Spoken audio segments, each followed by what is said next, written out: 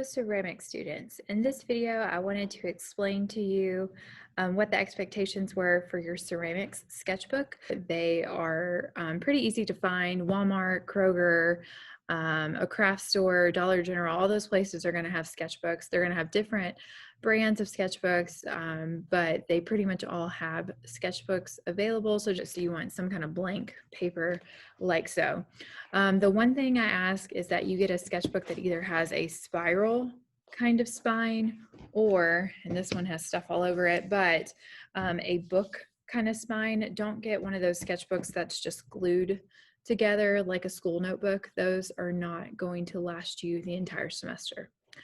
All right, so let's talk about the sketchbook for ceramics. So for Art 1, I recommend that students get the larger size sketchbook. That's the size of like a normal sheet of paper.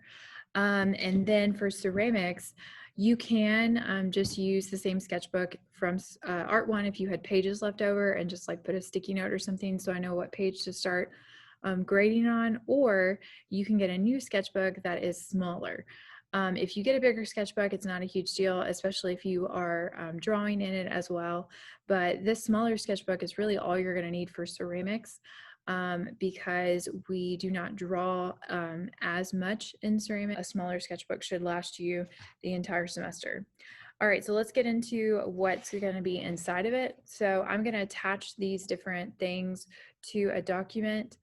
Or I'm sorry, to an assignment in Schoology, and then I want you to print these things. If you cannot print these things, if you don't have a printer, then do your best to kind of replicate the spirit of the printout in your sketchbook. And like I said, replicate the spirit of it. That means like do the best you can, but like don't stress out about it being perfect. This is supposed to be a tool to help you throughout the semester with things that you can reference. So the first thing I have students do is put a piece of paper on the inside cover that says who they are and their contact information and just a little bit about them. And so that handout will be attached, but if you don't print it out, at least put a piece of paper here, because usually the company has a bunch of stuff printed right here, and so it's not very attractive, and it will make it easier to draw. Also, it will like hold up better if you glue a piece of paper here.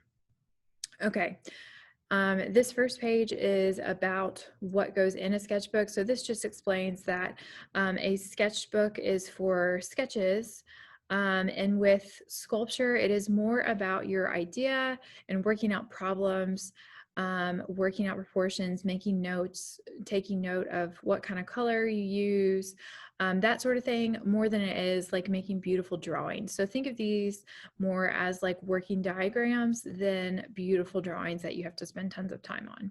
Another thing that you need to keep up with in your sketchbook is what kind of glazes you use and how it turns out, what temperature it's going to go to. Another thing that we use our sketchbooks for is pasting in pictures. So things that you find inspiring, handouts from class, et cetera, need to go into your sketchbook as well.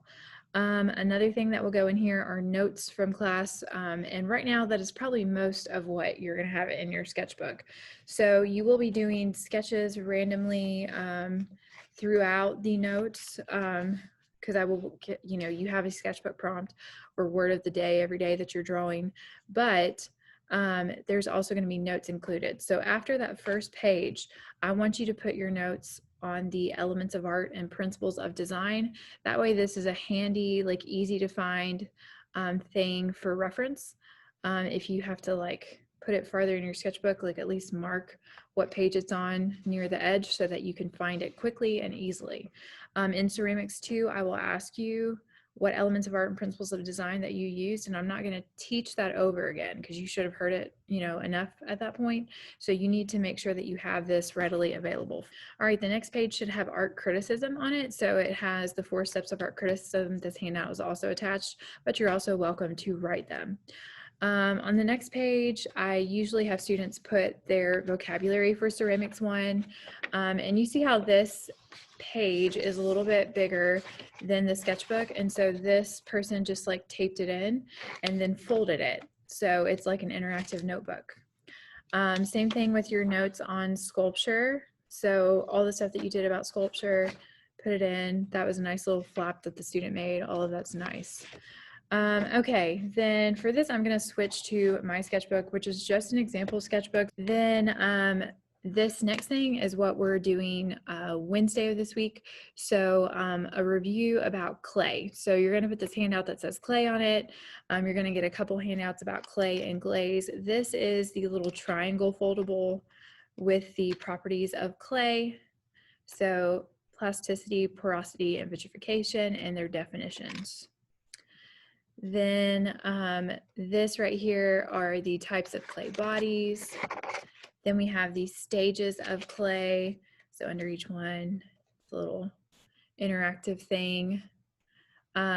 This I never labeled, but it's the parts of the pot. You will label it. This is the ceramic artist that you had to draw last week. So this is in a different order than what y'all did this year. This is the timeline that y'all had to glue in. The next page is going to have materials and tools. All right, then you're going to glue in handouts about clay and glaze and firing and the kiln. Then we're going to get into color and glazing. So you would take notes on glazing, have stuff about color, throwing.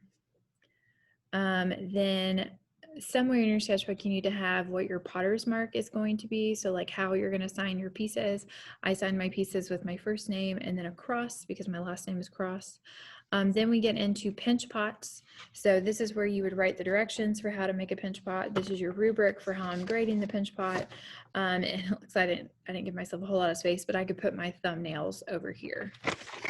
Then I just have pages for each project. So tiles and plates. And then we get into Greek pottery and then the vase, Greek pottery, the bowl.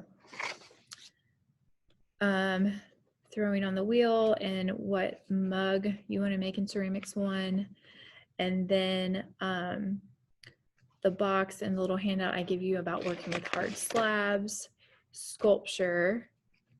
And then usually that is it for handouts and notes for Ceramics 1.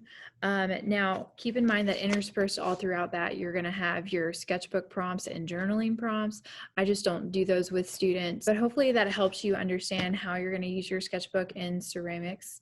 And then it's important to me that you keep the same sketchbook at the end of Ceramics 1, because in Ceramics 2, instead of you getting a new sketchbook, I want you to have your old stuff from Ceramics 1 so that you can reference it and then just like put a divider page in there and then start Ceramics 2. If you have any questions, feel free to contact me on Schoology or through email. Have a great day.